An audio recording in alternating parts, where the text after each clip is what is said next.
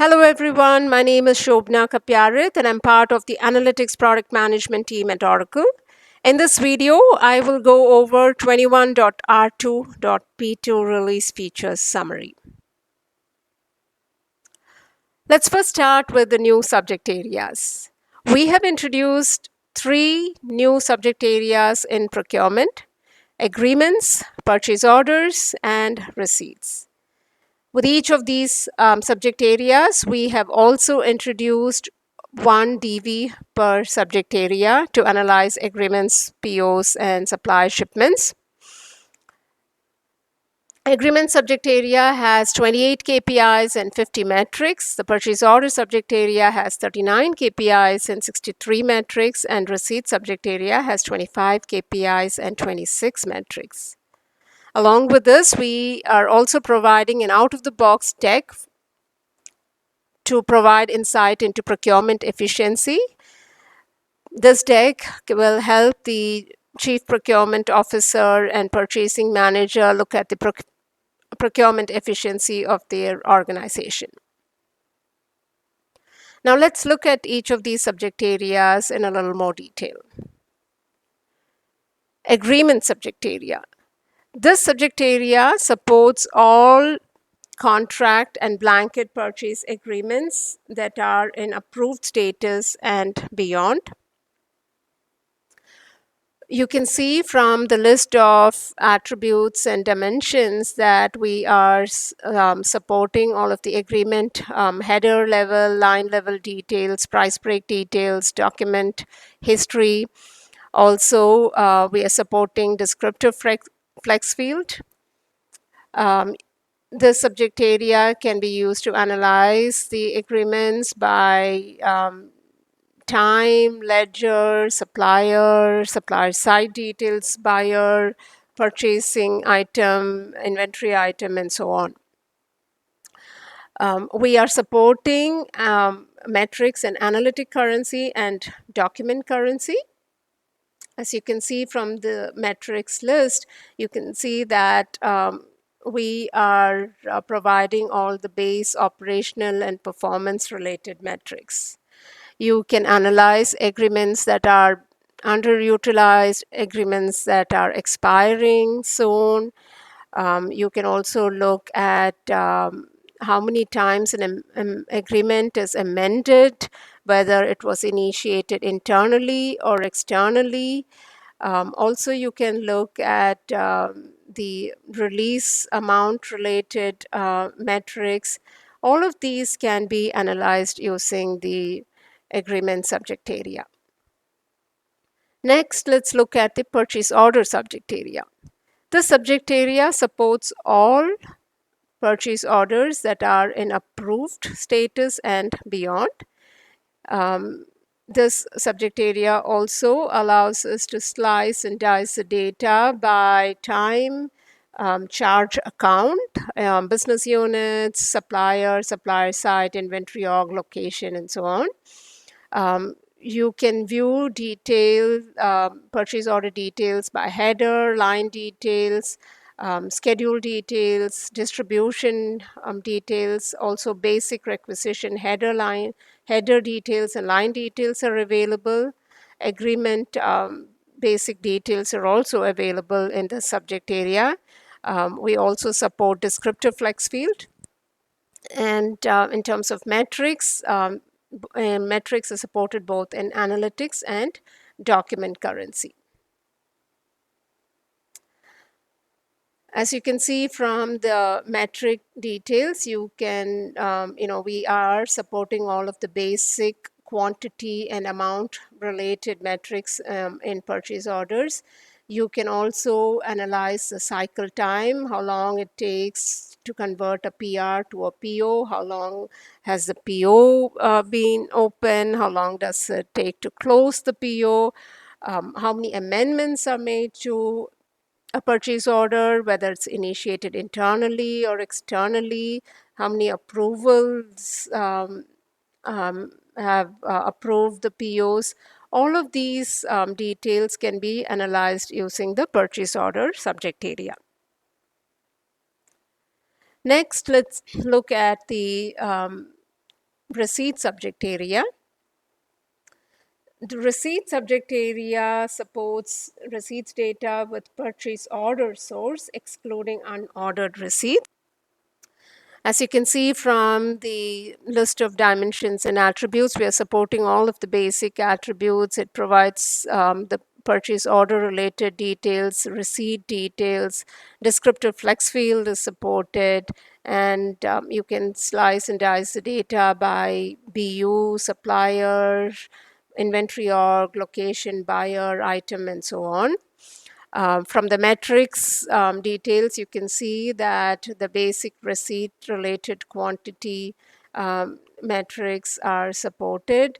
It also helps you analyze whether the supplier shipments are on time, whether it is early or late. Also, you can look at the receipts count, how many have been rejected, the percentage of receipts that are rejected, percentage of receipts that are returned. And all of these details can be analyzed using the receipt subject area. So these are the three new subject areas that we have introduced in this release. Now let's move on to the other enhancements that we have done in this release. So this slide provides you an overview of all the enhancements that we have done in the existing GL, AP, AR subject areas. The column on the left lists all the key enhancements, and the columns on the right shows the updates that we have done to attributes in terms of new attributes that have been added, as well as attributes that we have removed from the presentation layer. Let's first look at the key enhancements. We are starting this release, we are supporting multiple accounting calendars. On the general ledger analytics side, we have enhanced GL account analysis to support all accounting distributions from AR and AP. In payables, we have enhanced the liability subject area. And in receivables, we have enhanced receipts and application subject area as well as credit memo application subject area. And in employee expense analytics, we have introduced 3 new pre-built analysis and 6 KPIs. In data validation, we have made some changes to the parameters and pivot attributes. We'll look at each of these in detail in the subsequent slides. Now, in attributes, there are quite a few attributes that we have added, which we will look at while we are looking at the subsequent slides. And some of the code-related attributes are removed because of the multi-language support. We will not be able to translate the code-related attributes, and so we have removed those from the presentation layer. The list of attributes that are removed are in this slide. Now let's look at each of the enhancements in detail. First, let's look at the multi-calendar support. Until this release, we were only supporting one accounting calendar, and what that meant is we were only able to look at ledgers that are linked to that accounting calendar. In this release, we have decoupled that, meaning you can select ledgers that do not belong to the accounting calendar that is specified in reporting config. In the reporting config, you can select ledgers that belong to other calendars. As you can see here, Australia, Japan, and Turkey ledgers are using different accounting calendars, and still we are able to select these in the reporting config. And once these are selected in the reporting config, these will be available for our analysis in all the other subject areas. Now, with this enhancement, there are changes to the time-based KPIs. until this release, until the prior release, the time levels, you will see the year, quarter, and month attribute. Now, with this change in 21.R2.P2, you will start seeing additional time attributes. You will need to select how the calendar is driven. Is it based on a specific is it based on a column, like ledger, business unit, and so on, or is it a Gregorian calendar type or an enterprise calendar type? So you will need to select the calendar type. And if it is column driven, you will need to also mention whether it is based on a ledger or business unit, and so on. So when defining the KPIs, there are some additional attributes that you will need to specify if it is a time-based KPI. Out of the box KPIs that have already been defined are defaulted with the column driven calendar type and ledger as the calendar based on attribute. Also, the deck until prior release, you would see the ledger name parameter default to all. Starting 21.R2.P2, the ledger will be defaulted with the first ledger in the list of values, and you will have the option to select the ledgers that you want to analyze and view the data on.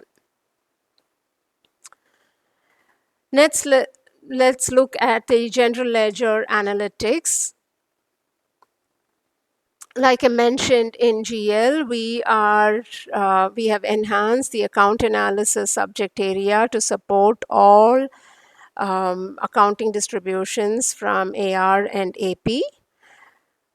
We have added two new attributes: journal header identifier and reconciliation reference to GL account analysis and GL detailed transactions. We have also added a new dimension business unit to GL account analysis subject area.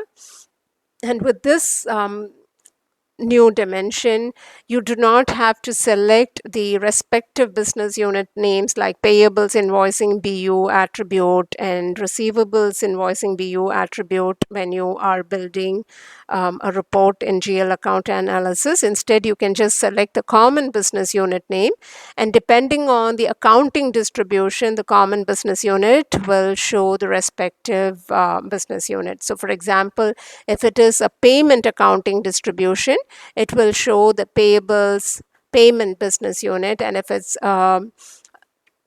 purchase invoice accounting distribution, it will show the payables invoicing BU, and so on.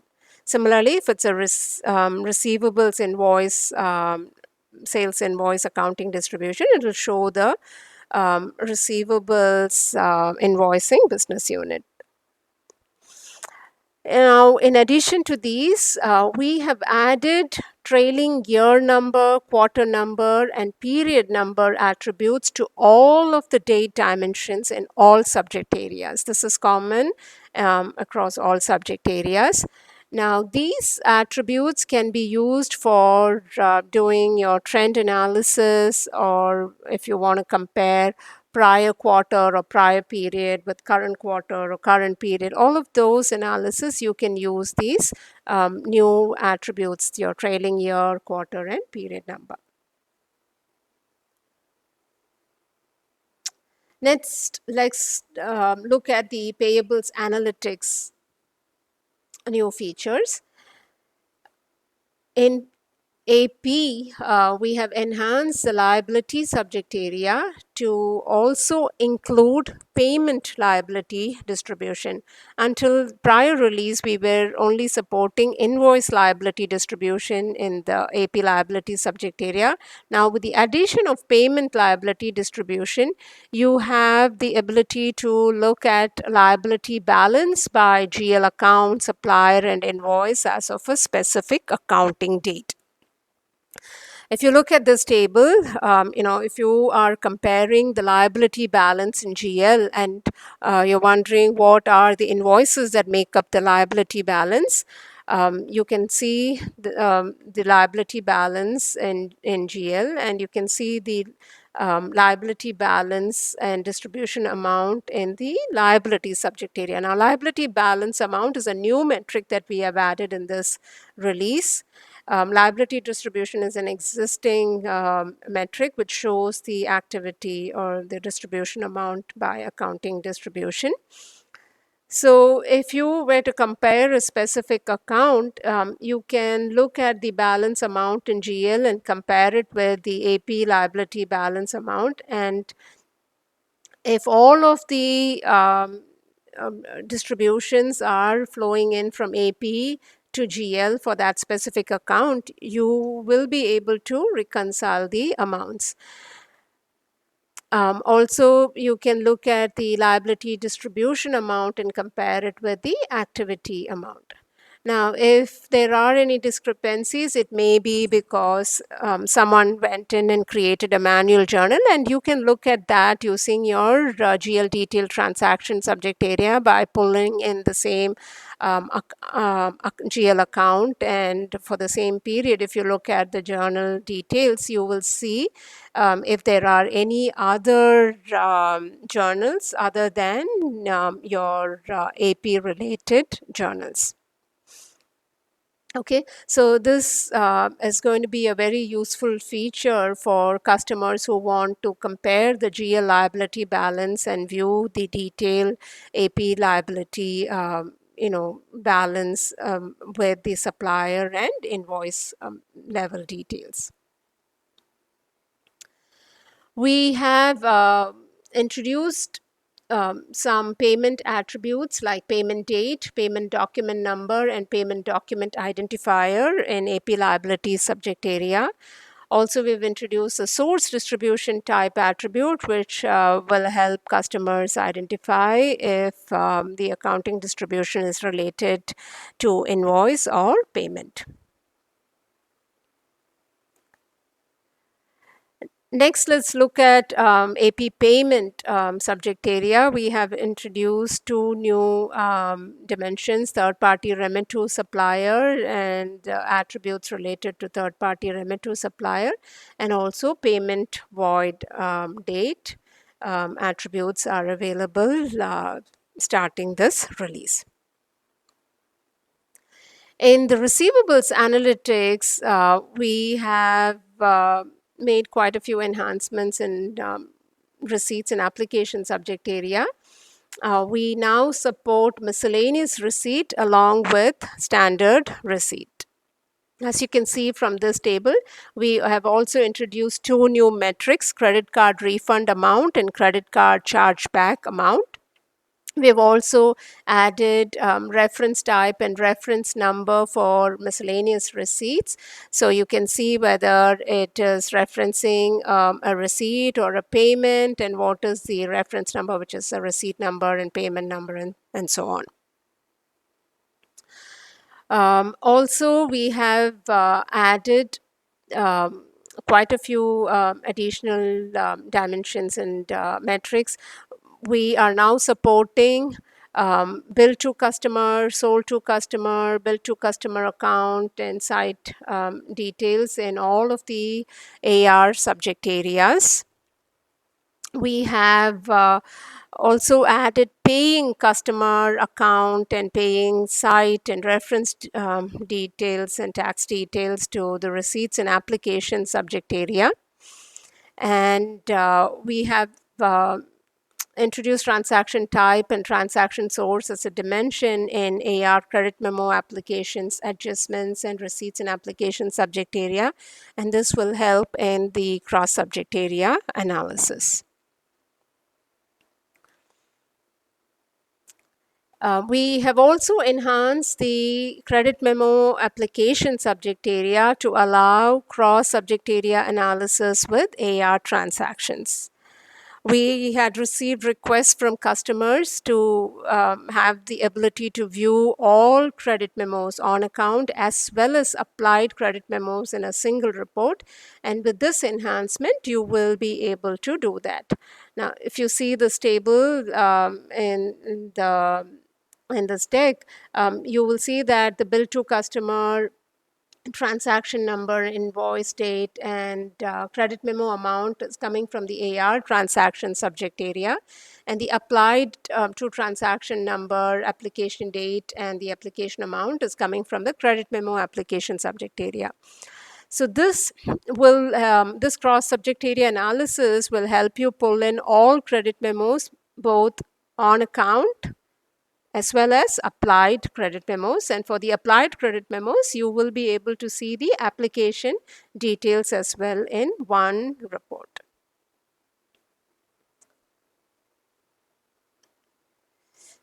The next feature that we're going to talk about is tax attributes. We have introduced tax attributes in our AR and AP subject areas. So as you can see in AP expense, we have introduced a tax details folder along with the tax attributes in AP.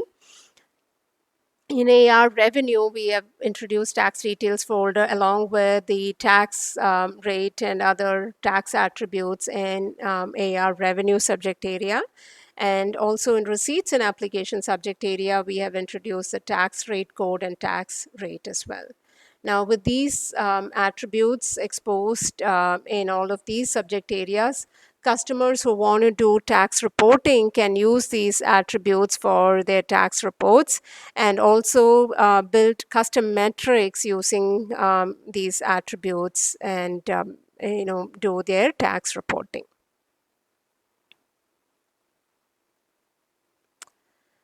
Next, let's talk about employee expense.